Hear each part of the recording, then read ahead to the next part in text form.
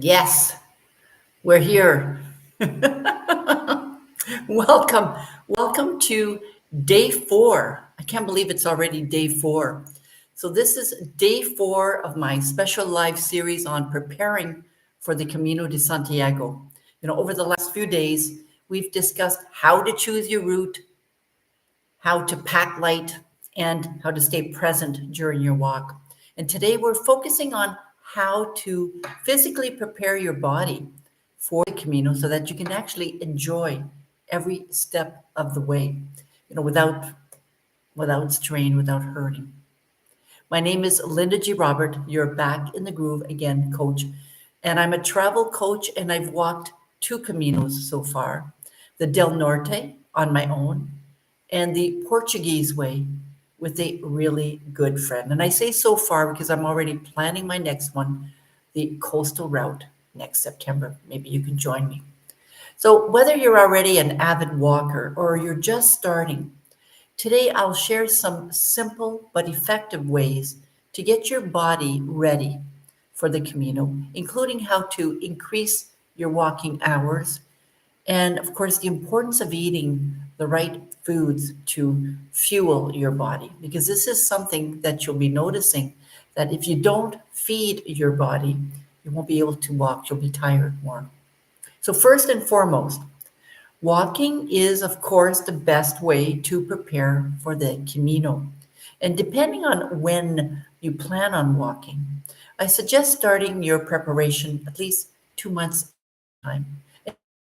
Walk now, your couch potato, just to get your body used to this type of physical activity. The more you walk now, the easier it's going to be to handle the longer distances on the trail.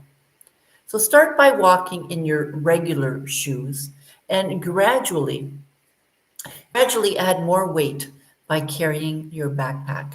I'll talk a little bit more about, what I did to prepare later. So increase the duration of your walks each week and try to build up to walking for 4 to 6 hours a day. This is going to help your body adjust to the physical demands of walking the Camino. Now, if you're not used to walking long distances, we're talking about 5 or 6 hours a day, sometimes more. Don't worry about that. Start with shorter walks and slowly build up your stamina. Remember, it's a gradual improvement. So if you're new to walking or hiking, it's important to also add some basic strength training to your routine.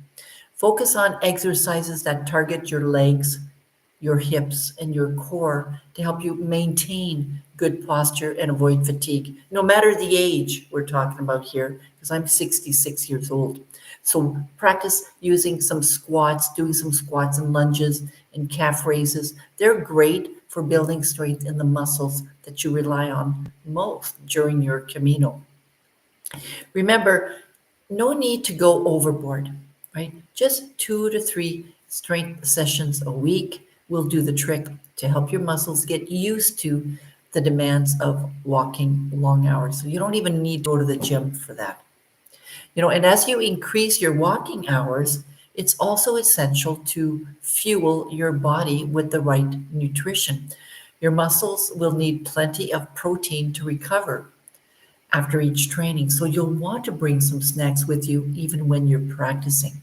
You'll want to ensure that you're eating a balanced diet to keep your energy levels up. So you might notice that if you walk for several hours and you're starved, you're not going to be able to finish it. So consider adding lean proteins, chicken, fish, or legumes into your meal. And that could be some of your snacks as well.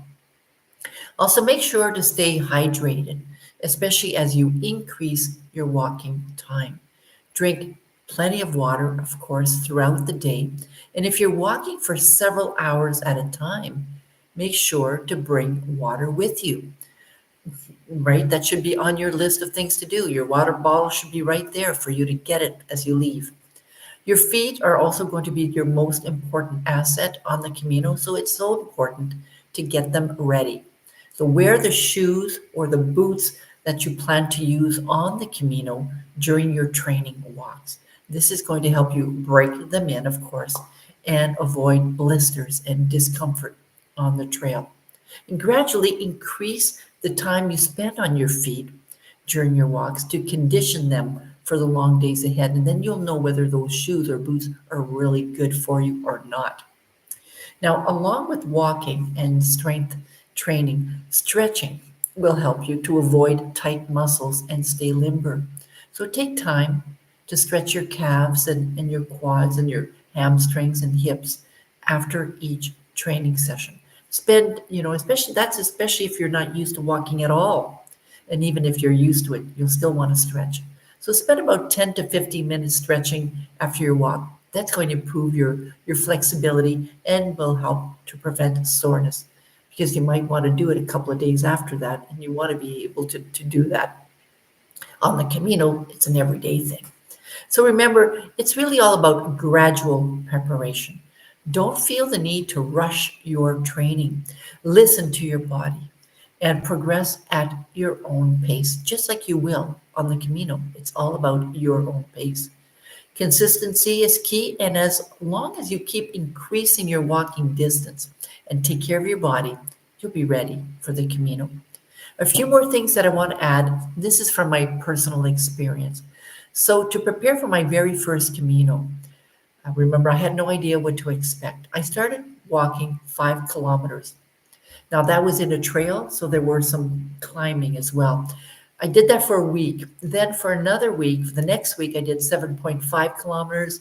Then the following week, it was 10 kilometers. And then after that, it was 12, and then 14, and then 16, and then 18, and then 20, finally, 3 times a week. The longer I walked, the more I noticed things like it was taking a lot of my time. So I had to pick and choose my training days because I knew that I'd be walking for 4 to 5 hours a day. And I noticed also the weight of my bag, right? The more I walked, the heavier it was becoming. So I had to also notice and change what I wanted to bring with me. So I had to remove certain things from my bag. I noticed other things like being tired after my 20K walk. So I had to make sure that, I wasn't planning anything after that walk. So when you start practicing, and on different surfaces, by the way, right? Keeping that in mind, it would help if you knew a bit more about where you'll be walking, the trail, the route, the Camino that you'll be walking. So when you start practicing, you'll notice things. And this will help you for your Camino. Notice them and go, okay, that's not going to work. I might have to change that, right? If you want, of course, a more detailed step-by-step plan to help you prepare physically and mentally for the Camino, be sure to grab my 10-step guide to prepare you for the Camino. It's packed with simple tips and reflection questions to help you feel confident on your journey. And you can get that at lindagrobert.com/Camino. Now, tomorrow, we're going to talk about accommodation, where I'm going to share tips on how to pace your journey and how to make sure you're choosing the right accommodations for your trip. And by the way, my next live series will be offered on December 30th until January 3rd, so you'll want to mark your calendars. Now, I also shared yesterday that I've got a webinar coming up, and that's on December 28th. So if you want to get more information on that, go to my website, lindagrobert.com/webinar, and you'll be able to sign up there. It's free for the time being. So take advantage of that. All right, so that's it for today. We're done.